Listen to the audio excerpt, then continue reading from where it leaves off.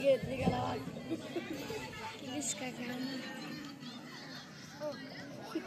अक्कल बिक्कल आहे का नाही?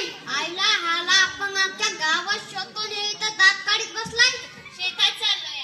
माझे पैसे कधी देणार मग मला?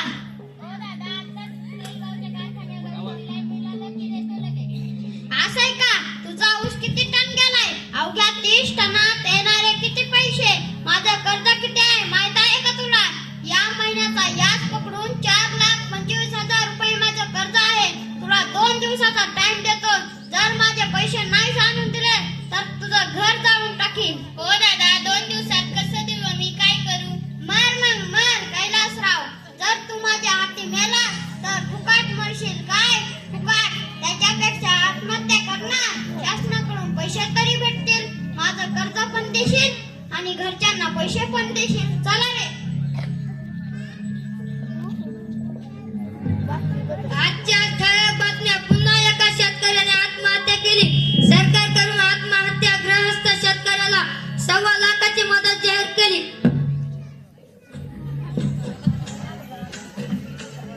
काय करतोयस? काय चाललंय? फास घेतोयस का? नाही हो दादा, नाही. फाशी घेत होतास ना? नाही तर काय करावे मग आम्ही? इथं आमच्या शेतात काही पिकांना गेलंय. पाऊस पडला तर गारपीट आहेच ना ग. आमच्या नशिबाला फक्त ओला दुष्काळ आणि वाळा दुष्काळ एवढंच आहे. आणि या परिस्थितीतून मी पीक काढलं तर त्याला भाव नाही. अहो, खताचे औषधाचे भाव गगनाला भिडले. आमचं दादा हारलं. खरं आहे तुझं, खरं आहे. आता तुझ्या समोर कुठलाच पर्याय उरला नाही. घे घे, पास लावून घे. कोण आहेस तू? तुला माझ्या मरणाची एवढी काय घाई? मी पांडुपा येथे राहतो. तू कशाला विवाह घालतोस? घे ना, फास लावून घे. पेपरवाल्याला सांगावे लागेल. पेपरात बातमी छापून होईल. तू कशाला विवाह घालतोस? घे ना, फास लावून घे. ओ दादा, मी गेल्यावर माझ्या माघारी माझ्या घरच्यांना सांगा. या शाळेच्या पलीकडेच माझं घर आहे बघा. हो, माहित आहे ना. आत्महत्या केलेल्या शेतकऱ्याचं घर कुठे आहे असं विचारल्यावर हे कासरचे लोक मला कन्नडमध्ये तरी सांगतील. तू कशाला विवाह घालतोस? घे ना, फास लावून घे. ओ दादा, माझ्या बायको पोरांना सांगा दुःख करत बसू नका. हे कशाला दुःख करतील? बघायचे का तुला तर माझ्यासोबत?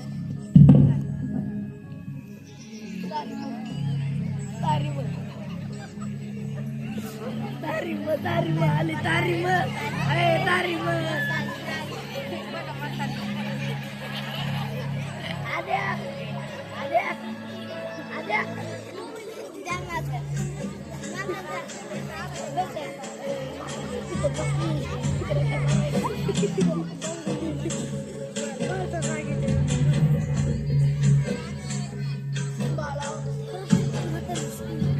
कुठं गेला असेल ग पोरगा ग बाई? मामीजी, तुम्ही जरा पारावरून बघून या. कुठं गेले? बाई, माझ्या फुटक्या डोळ्यांनी कधी दिसणार बाळा? आणि कसं धावतास बाळा? रे बघा, कुठे गेला बाप तुझा? आई, बघ बघ, बाबाले बाबा.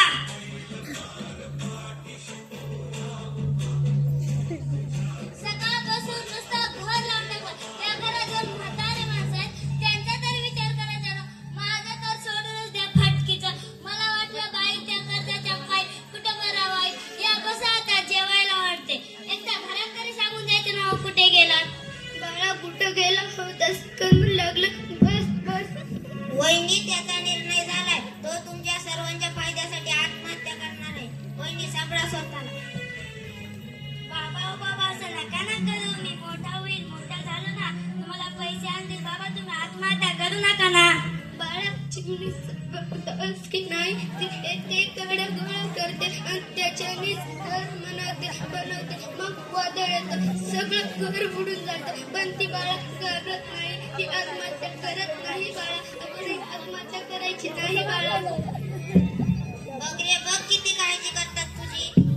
हो दादा, पण काळजीने पोट भरत नाही. शेतकऱ्याचं दुःख शेतकऱ्यालाच माहिती असतं. त्यालाच लढावं लागतं दुष्काळाबरोबर. दरवर्षी वारीला जातो ना, शिकायला जातो की शेतपावली करायला. दुःखाच्या काळात गावाच्या वाळीत टाकलं तरी त्यांनी आत्महत्यामुक्ती केली. स्वतःने एकट्याने विहीर बांधली म्हणून पण सांगतात. जनाबाईला जात्यावर मदत करायला देव आला होता म्हणून पण सांगतात. पण हे कोणी सांगत नाही. काम करणाऱ्याच्या पाठीमागे देव उभा असतो, हे लक्षात ठेव. कोण आहेस तू? मला तुझी काळजी आहे.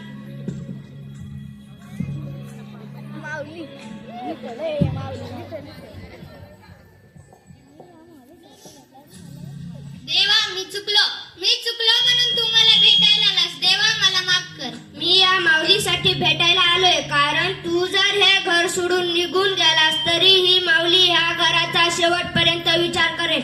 अरे तू जेव्हा मला वारीला भेटायला येतोस, जेवढा तू माझा धावा करतोस, जेवढा ती येथे बसून धावा करते, माझ्या धन्याची काळजी घे. म्हणून अनेक शेतकऱ्यांनी आत्महत्या केलेल्या, पण शेतकऱ्याच्या बायकोने घटना आहे का?